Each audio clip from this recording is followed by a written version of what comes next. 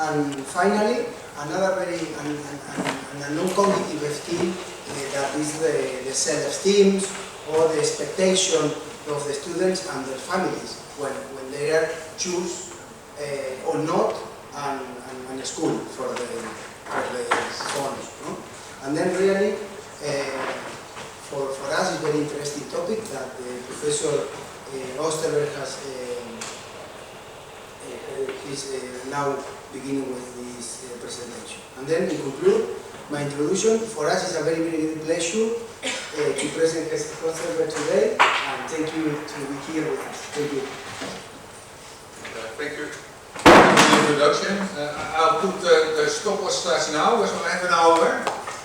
And I hope you were going to say that I'm already working more than 32 years in this field.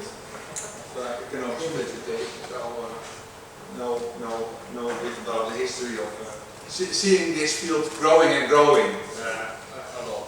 So I'm going to talk about like a paper that I have written together with 3 co-authors from Amsterdam. We gave the title "The Unimportance of School Assignment." I also kind of put a little bit of the bigger perspective or the wider perspective of the topic. So not only talk about the technical details of the paper. So this is indeed about school assignment, and this is like a situation that we see in many settings. That there's a public school system where children are free to choose between different schools. And then it can easily happen that some schools are oversubscribed. So there's more students wanting to go to that school than there's places in that school. And so how do we manage this? Because it means that some of the students that want to go to that school don't get the school that they want, so they don't get their preferred school. And because it's a public school system, we are not going to raise the price such that, or we are also not organizing an auction. So we have to think of something else. And in this school assignment literature, which is a big field, like with many theoretical papers, with describing all the fancy properties of different mechanisms, in that literature, the preferences of parents or the preferences of students are kind of given huge importance. Like, this is what we want to maximize. We want to maximize the number of students that get their first choice, or a weighted average of that, or something like we want to maximize the average utility of the placement of students in schools. And that is how people look at different assignment mechanisms, which is assuming that parents know what the best school is for their child, and that therefore we should have the children in those schools. But I don't know about you. I am the father of 4. And my experience so far is that it's a bit of a surprise how well the school is that my children enroll in. And even the same school can be good for one child and not for the other child, even if they have the same father. So that is kind of a question, how much weight should we give to these preferences of parents, which then in our paper comes down to the question, how harmful is it if they don't get their first choice? And that's the question that we're gonna answer. And we are gonna look not only at academic outcomes of the children, but we are gonna look at everything else that parents could be interested in. And hopefully at the end of the paper you are convinced that everything else is indeed everything else that you would be interested in. So more precisely, the setting that I'm studying in this, that we are studying in this paper, is the setting of secondary schools in the city of Amsterdam. And since 2015, these schools are using the so-called deferred acceptance mechanism, which basically means that students submit a list of schools. And schools may or may not have like priority rules for certain students, like the student has already an older sibling in the school that may give priority. And the interesting thing for us in this study is that if students are in the same priority group and they both want to go to the same school and the school has a shortage, then it's a lottery that determines who gets in and who doesn't. It's not like previous achievement of the students, it's not distance to school, it's a lottery number that determines this. So that's an attractive feature. So I'm not going to explain exactly how this deferred acceptance mechanism works, but like for the parents, like they cannot do better than just report their true preferences to the system. So just in order of, this is my first choice, this is my second, this is my third, etc. And it makes very clear since 2015 that around a quarter of the students is not getting their number one. A share of those get their number 2 or their number 3, but some get their number 8, 9, 10, 11. That happens. And when this was introduced in 2015, it's a new system, so people got very upset that their children didn't get their number 1 school, but their number 2. And then parents even went to court to fight the outcome of this. So it is really like in the experience of parents a very important thing, this. And like if my child doesn't get what I want my child to get, then they are upset with the system and went to court. So we are going to answer this question: how harmful? Like, were these parents right going to court and being very upset, or does it not so matter? Does it not matter so much? And in the study, we are of course going to exploit the fact that there's this random element in the assignment. There's previous literature, and there's quite some studies that show that there's no effect on test scores if you don't get the school that you want. And there's even studies that show a negative effect if you get the school that you want. So for academic outcomes, it would perhaps not be so surprising that we don't find anything, if we don't find anything. But people have put forward this potential explanation. So why are people still upset if the children don't get what they want, but it doesn't matter so much for their academic outcomes?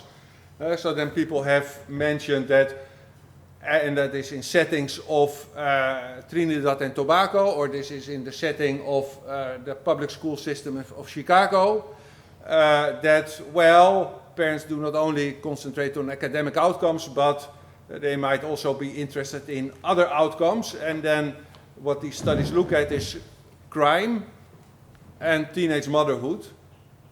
And there they do indeed find that schools may have an impact on that, and that might be a driver for the school choices of the parents.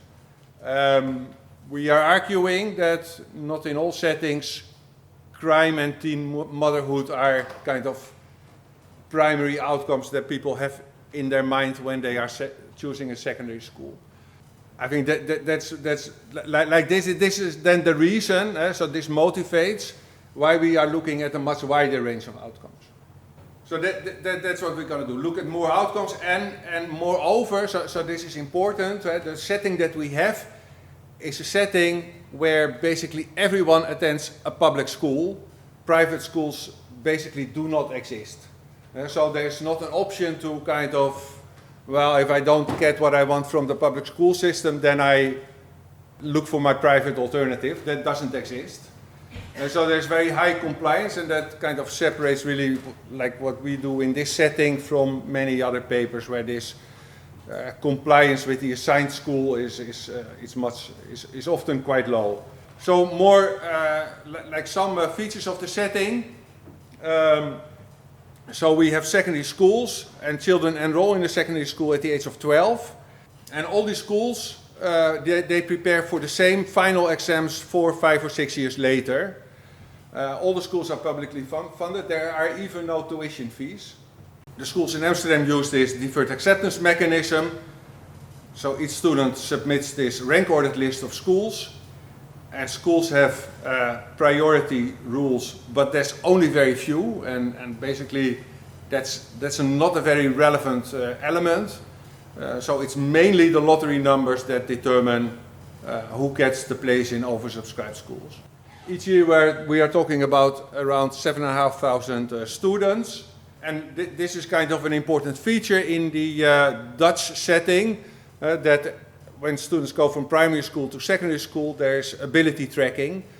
So they are tracked in a vocational track or in the college track or in the university track. And then, like, a feature of the landscape of schools is that some secondary schools offer all these 3 or 4 levels in the same school, and other schools only 2 or even 1. So some are really single track schools. So that's that turns out to be kind of an important characteristic of schools. So this is showing us the percentage of students that are not placed in their most preferred school since 2015, when this system was implemented. And we see that like at the vocational tracks, the share of students that don't get what they want is much lower than in the college and university track. We are going to concentrate in this paper on the university track. Like there, the issue is the biggest, and that is also in terms of the response that we got to the survey that we conducted. That response rate was much higher, so that's why we focus on that. Like this year, 37% doesn't get what they want, and that is 18%. That looks like a big change. The reason for that is that they changed how they draw the lottery numbers. In this year, every student got a lottery number for each school, separate lottery number for each school. And in this year and later years, each student got only one lottery number, and that was your lottery number for all schools. And that makes that there's many more students that are kind of lose their place to a student that has a better lottery number, but for whom that school is the number 2 or the number 3. So that's the reason why that happened. So the data that we have for this study are these rank ordered lists. So we get that from the clearinghouse of this system. So that gives information about which schools the students want to go to, the priorities that they have, where they are placed, which track they have, and it has student characteristics. We have information about the school capacities, which is kind of important to know which schools are oversubscribed. And then we have been able to kind of upload this to the environment of Statistics Netherlands. So these data are there. And that means that for the students that are like that participated in the system for the rest of their lives, we know which schools they wanted to go to and which schools they went to. So although this started in 2015 and we are now 9 years later, also 19 and 29 and 32 years later, we still know what is happening with these people. I will not write a paper about that, but there will be a paper about that at some point, I guess. So it's updated constantly. That's kind of a nice feature. And this is also important, like from the data collection perspective, that this is kind of the secured environment of Statistics Netherlands. No number leaves their environment without them giving their permission for that. So it's impossible for us to report about numbers that are too small, for instance, for privacy issues. Okay, but this doesn't. These registered data, they include important information at some point about labor market outcomes, but they don't include a lot of information of like how is it going with the students in the school. So that is why we conducted the survey. So what we did is we went to the schools, and we did it in 2019, 2020, 2021. And basically, in the schools, we went to each classroom and basically handed out this survey and asked the students, will you be so kind to fill out this survey? so that we learn about, well, how you feel in school and how it's going. Important, and this is really kind of a challenge, we had to tell the students, you have also to kind of fill out your birth date and your postal code, because this is not anonymous, because we need to match this to the data from your preference lists that we have elsewhere. So this is perhaps also a reason why we had lower response rates in the lower tracks, because that led to some kind of misunderstanding about our intentions, and that worked much better in the higher tracks. Yeah, so we really went from school to school and from class to class, we were with 4 authors and we arranged some help, but we were always in the schools, so there was kind of an intense experience, but it was also very nice. We were lucky at some point that the school boards gave permission to do this, and that we approached schools to make the arrangement and to set the dates to go there, and like there was kind of, when we began, it was not so clear that this would work out for enough schools to kind of get all this data. So it was important for us to team up with people from the municipality of Amsterdam who kind of have more experience in collecting data in the field. An important thing privacy-wise is also that you need permission from the parents.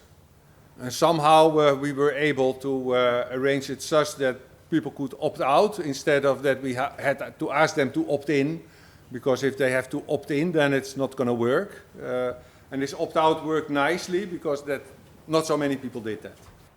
So we targeted 45 schools that have either rejected many students or accepted many students that were rejected elsewhere, out of the 64 schools that there are.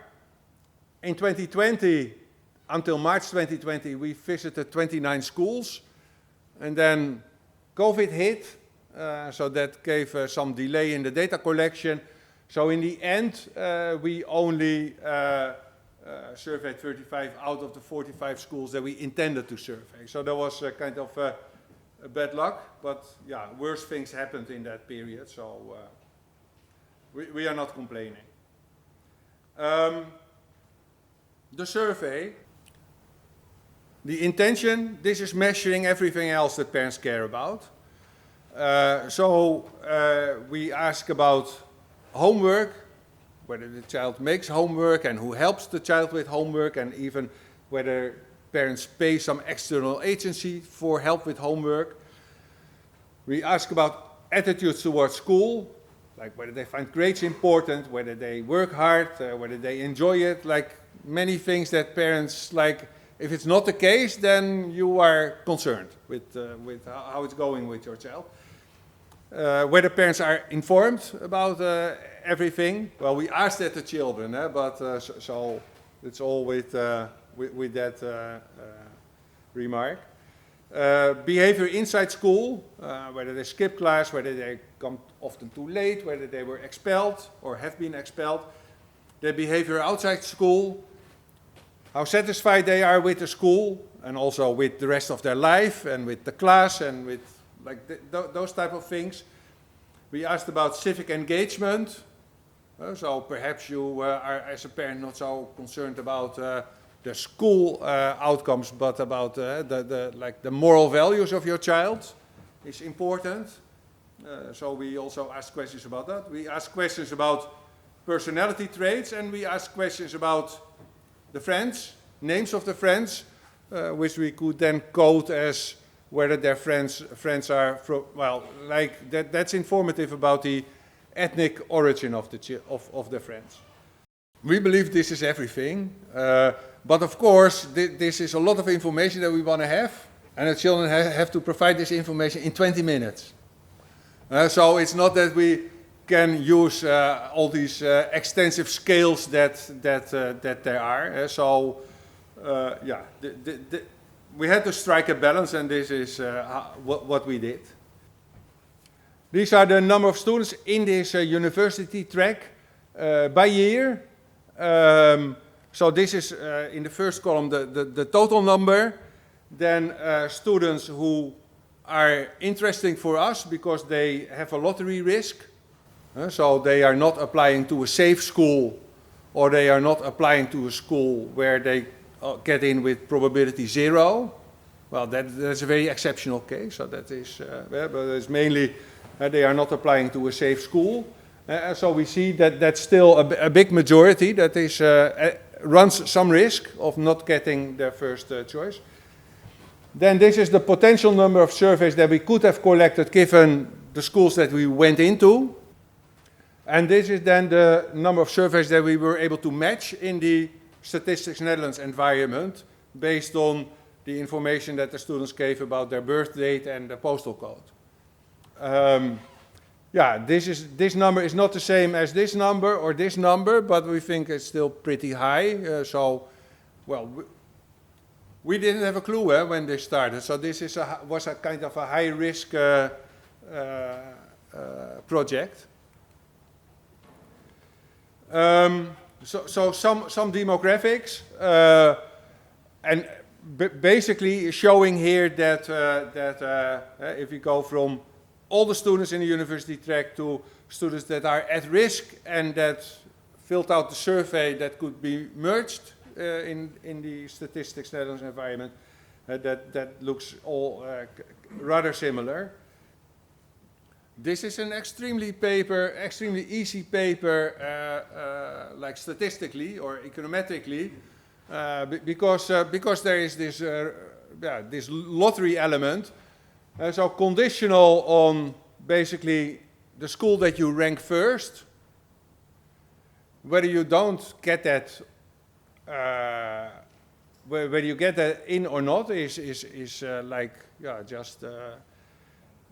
just random. And we're gonna interpret everything from the perspective of not getting what you want. So not assigned to the first ranked school, then D is 1, and otherwise it's 0. So delta is the impact of that. Yeah, so that's fairly easy. So practically that works, of course, that it's fixed effects not only for the first ranked school, but for that school times the year times if you are in a priority group. So that is the fixed effects that we include. People with 0 or 1 risk are excluded, and we use some control variables just to get more precision. Okay, then there is of course the issue, well, if you get your number 2 instead of your number 1, what's the difference? It's perhaps more interesting to look at your number 3 or number 4 or even further. So then the approach gets a bit more involved because students rank many schools out of these 40 that offer the university track, or the 39 or 30 something that offer the university track. So there's many possibilities to fill in this top 4 or top 5 of the list. So using fixed effects for all these combinations, that's not going to work. But here we are building on this paper by Abdul Kadiroglu and co-authors that kind of basically tells us that, well, for the first ranked we can use this fixed effect, but for the others we basically include propensity scores. So basically, if I rank this school second, what is the probability that I get in that school as my second rank? Or what is the probability that I get into my first ranked school, given the school that I rank there? So then what we estimate is then relative to getting your first choice, getting your second choice or your third choice, or outside your top 3. So we have also analyzed that. So this is more or less how that then looks like. So here we have given the school that you rank first, this is the probability that you get in that school. And then in green are those that actually got in that school and red are those that didn't. So these are the treated and these are the controls, and you condition on, well, where they are on this horizontal scale. And they can also do that for the top 2 and the top 3, and clearly, yeah, the controls, that number gets smaller, or the treated, that number gets smaller, but there's still quite some variation. Now, this is just showing that if we look at the admin sample and we compare our survey sample, which is only this share of the admin sample, that's not far off. So this column and this column, these numbers are very similar. That's one. And the other thing is this shows that the difference between. So this is the one that got the top 1 offer. This is how different that is for those that didn't get their number 1 offer, given the school fixed effects. And then basically none of these differences are significant, showing that we have a nice balance. Yeah, so that all worked out fine. Then we have results, and the results are in 3 parts. One is what is the treatment? So I get my number 1, or I don't get my number 1. What is the difference in what the schools look like, what the teachers look like, what the other students in my school look like? I'll tell a bit about the compliance, like do they stay in the school that was assigned to them, and we will talk about the effects on academic and non-academic outcomes. So this is showing that there is a treatment. It's a package. So you don't get your number 1, and that means that you're much more likely. So these are students that are in the university track. If you get your number 1, only 12% goes to a school that also offers a lower track than the university track. So only 12% doesn't go to a single track school if they get their number 1. If they don't get their number 1, that increases quite a bit. That goes up 26 percentage points. So that is a different school. That school is also larger because it offers more tracks. And that school is further from your house. So that is happening. You also have different teachers, more likely to have female or the share of female teachers in these schools are larger. The share of non-Dutch teachers is larger. Those teachers are in lower pay scales, so it's different, but that's also related to this having more students in the lower track. And like for the teachers, we don't know in the school in which track a teacher teaches. So we cannot compute this at the track level. So this is the school level. And this is also the peers at the school level. So yeah, these are the students that go through the same entrance, typically into the school. There's fewer students that were with you in your same primary school. There are more students whose parents are from a low income, and there is a smaller share of Dutch native students in the school. And the test score of the students on the exit test from primary school is also lower. So it's a different school. So there is clearly a treatment with different elements. But this is not only peer effects. There are also other teachers. And you also travel more. So it's a composite treatment. But it's a treatment that parents care about if they go to court, like to fight the result of the assignment. This is showing that of the students that are assigned to their number 1 school, 98% indeed starts in the number 1 school. A few months later, And this is showing that of the students that are not assigned to their number one school, that only like the difference between these two, so 7.5% is going to the number one school. And these two numbers make sense because these students didn't, perhaps their parents moved to another city, so the 2% didn't take up their spot. And then from the wait list, some of the students that didn't get their number one now get their number one.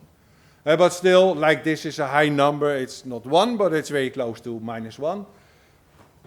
And we see that, yeah, students switch schools, but that is not differential between students that did get the number one and that didn't get the number one. It's a bit different, but no, it's not different. Like in terms of the evolution after the first year, it's not different.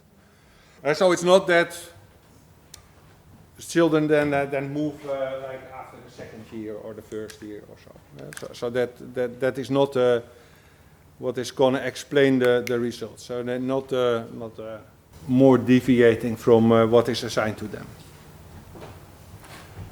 Okay, so here we are looking at the results in terms of academic outcomes. And I have two columns. One is right and one is wrong. One is what we see and one is what we don't see. And what we see is what is wrong. That is namely, so here we have like effects on academic outcomes conditional on fixed effects for the schools that you are assigned to. So here I'm comparing two students that are sitting in the classroom next to each other. For one it was the number one choice and for the other it wasn't. That's what we do here. And then we see that those that lost the lottery do better than their classmates. Not so strange, because they go to schools where their peers, their classmates, are from other backgrounds. So this is not so surprising, but this is what we see. This is if we compare the students that applied to the same school and one got into that school and the other didn't. And then we look at, are they on grade or on track in the same grade in year 3 and on grade and track in year 4, 5, 6. And basically we don't see anything. The only thing that we find an impact on is that students that lost the lottery are more likely to opt for the science and health or health track, which are in Dutch secondary school typically seen as the more challenging tracks. The alternatives are humanities and economics. So then, well, science, yeah, typically this attracts the smarter students, but it also makes sense then, kind of relative to their classmates. These are their classmates, so with that kind of... Okay, so this is top 1 versus not top 1, but if we would look at top 3, top 2, top 3, out of the top 3, there's not a clear pattern. Like that looks all very similar to what we see here. So it's not like if I get my 4th choice instead of my 2nd choice, it's worse. That looks very kind of the same as what we see here. If we do this for only the survey sample, then it also looks very similar. Kind of ensuring us further or reassuring us further that this survey sample kind of looks okay. It's not a very strange group of people that responded.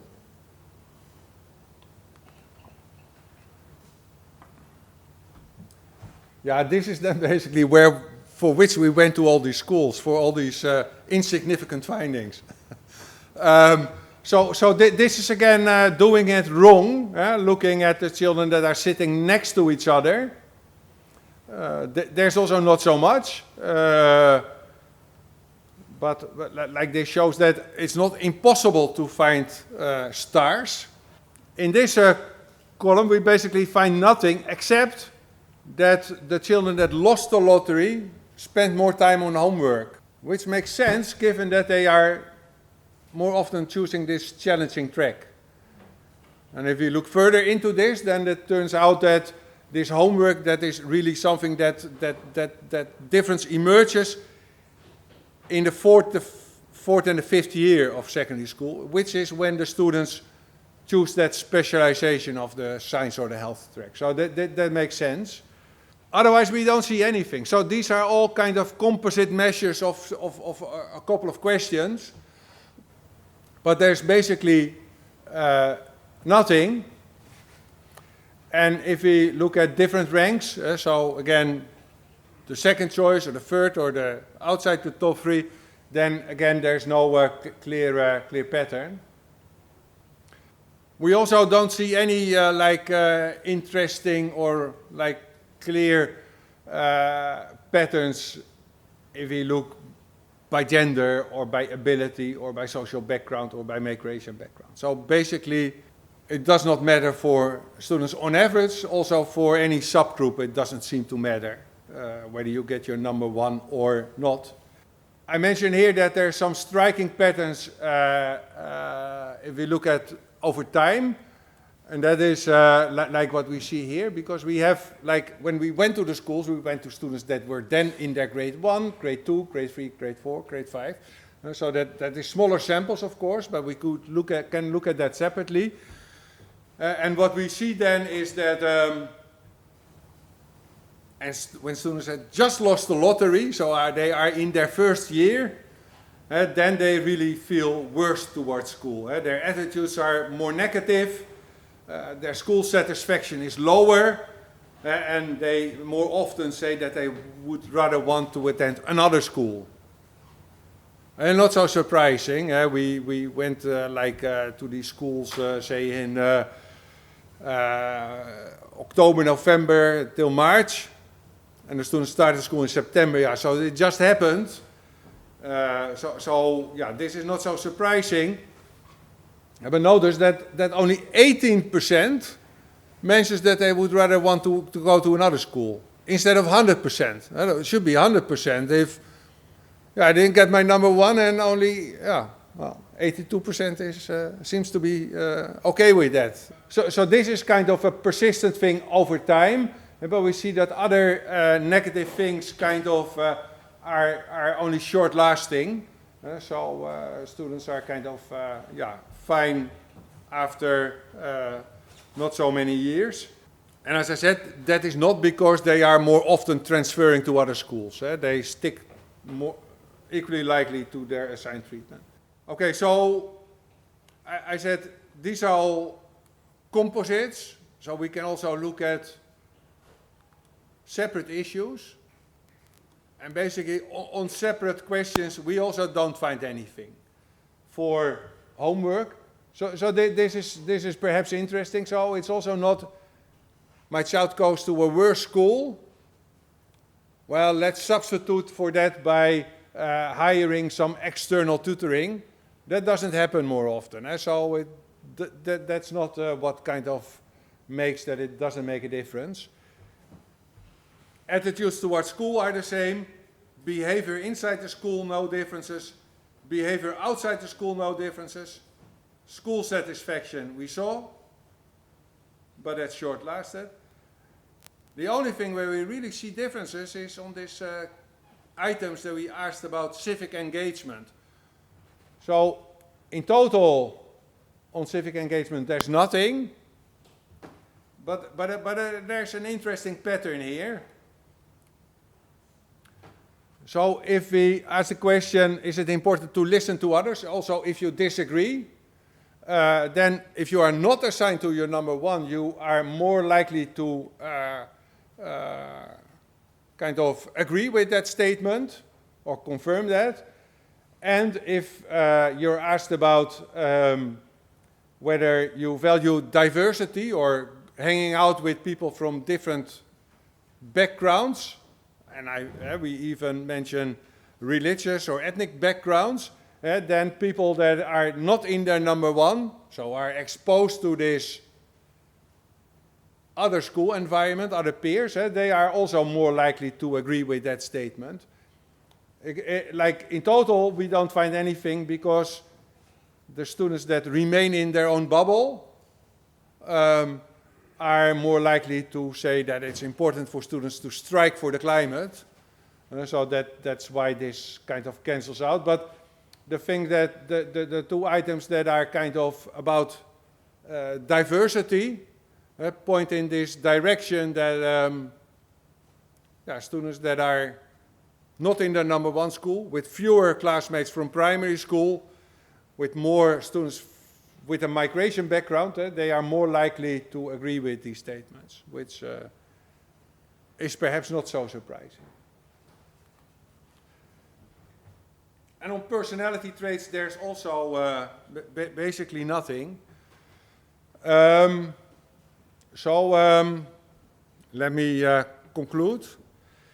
So not being placed in the most preferred school, that clearly changes the school environment, the teachers and the peers significantly. So you are in a different environment on average.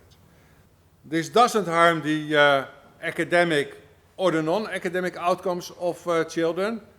If anything, if I look at the options that my child would have after secondary school, like in fields of study that I could enroll to in university, choosing this science and health track is kind of gives more options.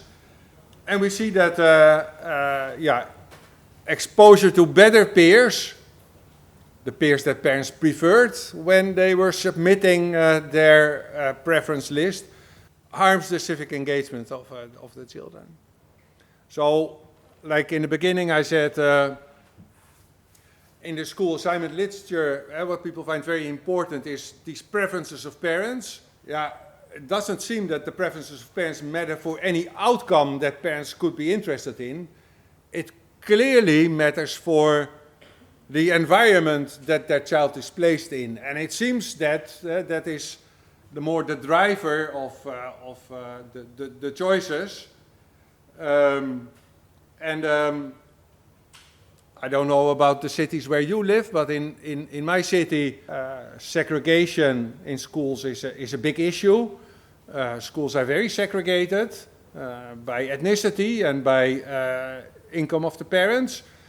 So if policymakers care about this, then they should perhaps make it less easy for parents to have their children stay in their own bubble and give some more weight to diversity. And they can always claim that that doesn't harm anything else that these parents would be interested in. Right in time. Good, eh?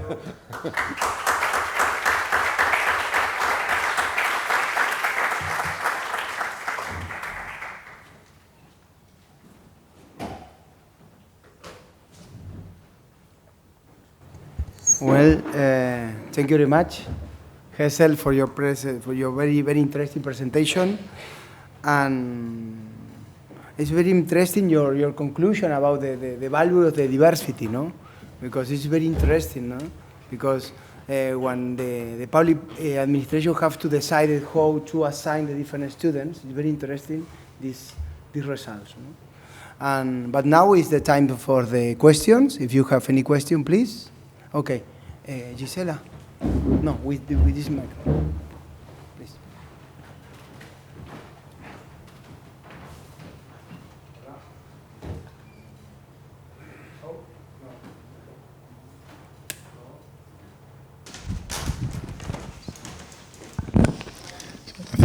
Thank you for your presentation.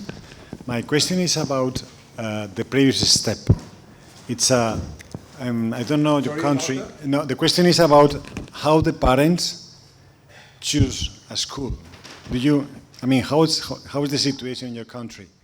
Because everything depends on preference of the parents, isn't it? The parents have one choice. Do they keep the choice all the time? It's possible that they were not sure at the beginning, and after they changed their mind, they had to be consistent.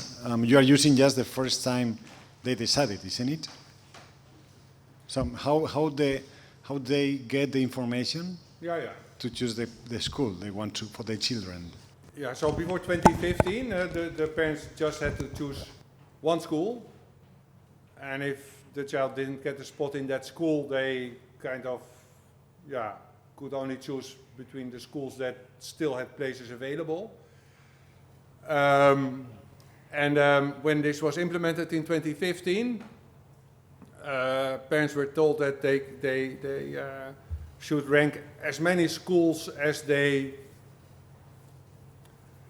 could rank, because in the beginning we of course also didn't know anything about like where on the list people would end.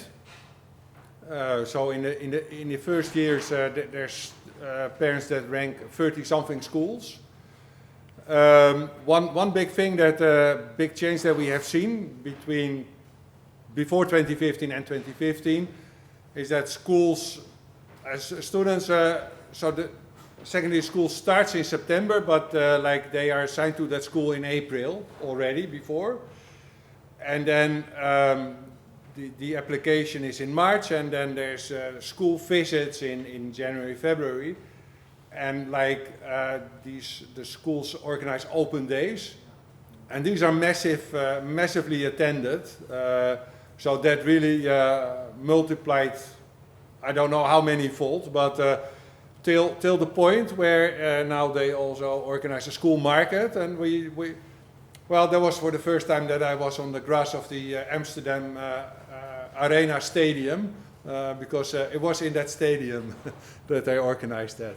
So that's a big thing, and many people attend, and everyone gets a time slot, and so parents try to collect a lot of information, but schools of course also try to sell themselves, and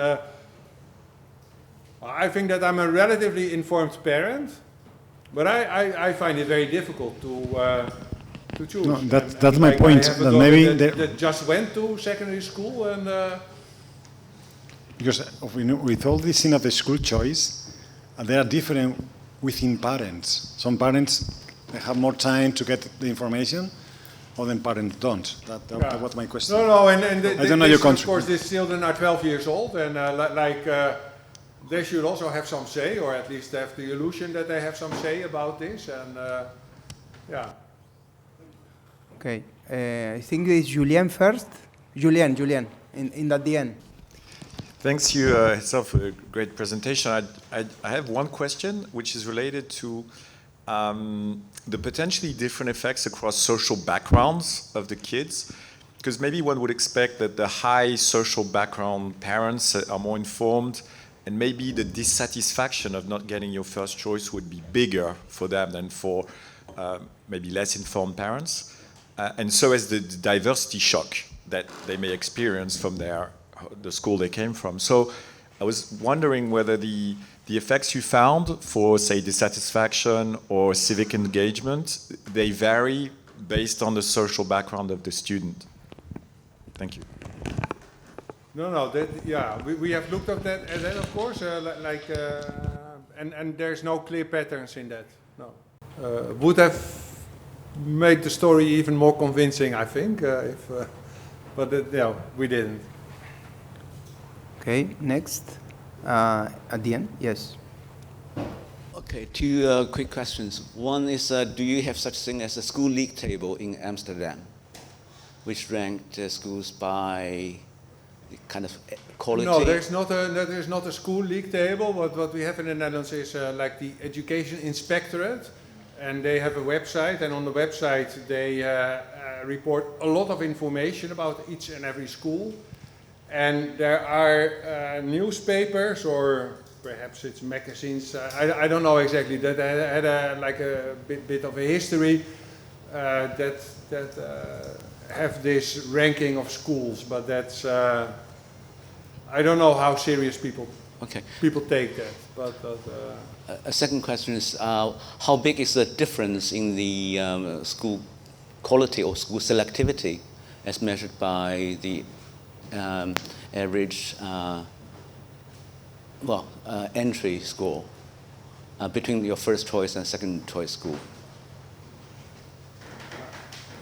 schools don't select, eh? So I know it's not, they are not selected, but it reflects the parents' preferences for academic No, quality. yeah, like that's this number, I think. Like this test score is the test score that students have at the end of primary school. Yeah, the the test. prior attainment difference. And then yeah, so this is in standard deviation unit, so that's quite a big difference. Okay, 0.06 of a standard deviation. Yeah. Okay, thanks. Okay. Now, Sarah, please. Sarah, here, Gisela.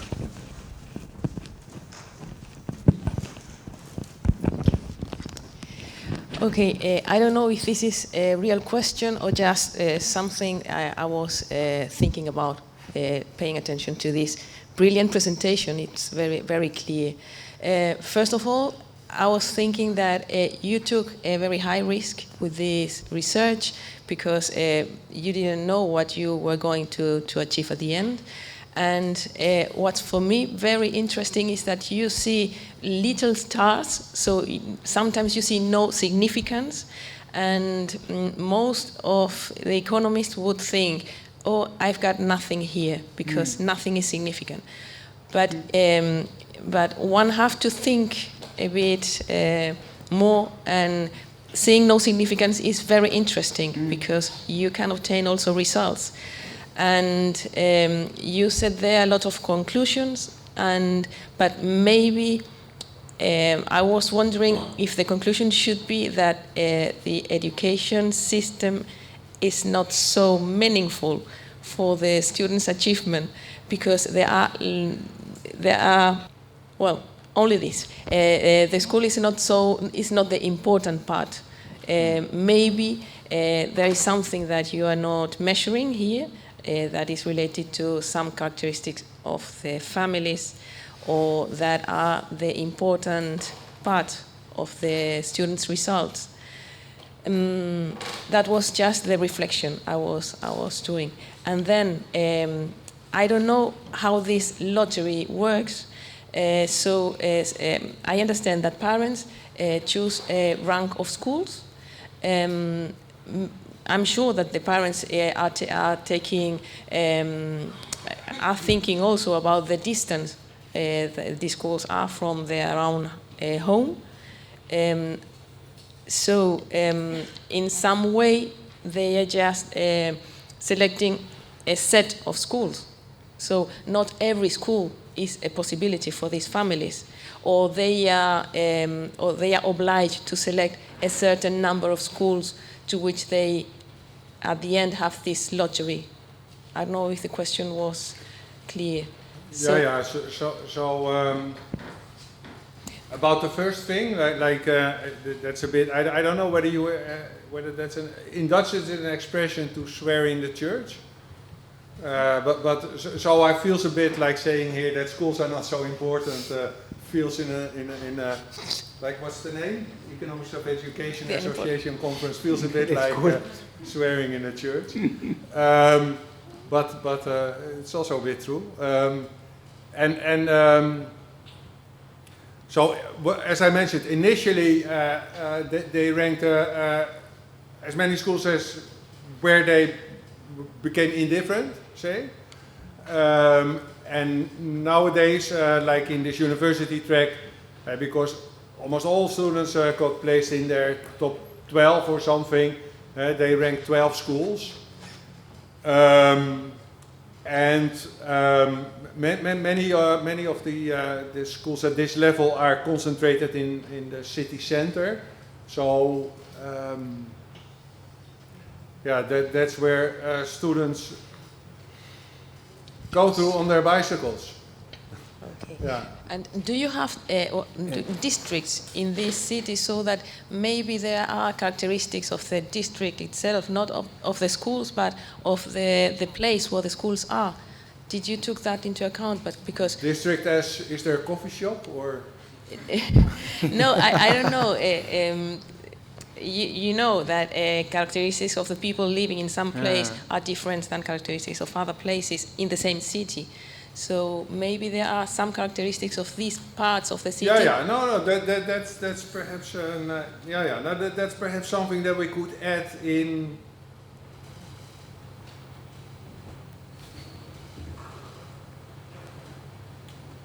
This table. Like it's not only distance but also the house price around the school. Yes, but there you are only taking into account characteristics of the students, of the school itself, but not of the place around the school. So if I put here not only distance but yes. also a school characteristic, the average house price around the school, that would be a characteristic of the school. Yeah. Okay.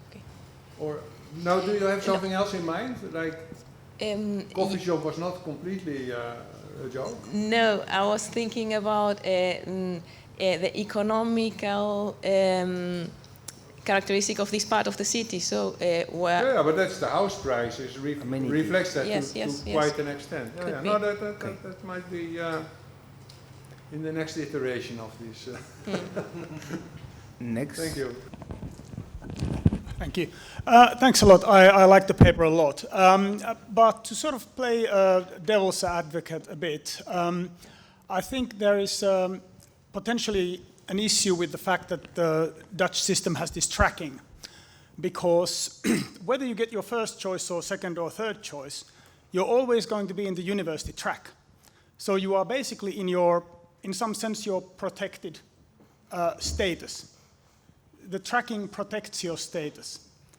Now, this wouldn't be the case if there were no tracking. Let's say that if you would be in a secondary school where 50% of the kids go to university, and then you're moved into a secondary school where only 10% go to the university, you would feel that there is going to be, a decline in your status in some sense. Whereas if you do the university track in Netherlands, if you finish it, you're very likely to continue to the university, irrespective of the school that you've gone to.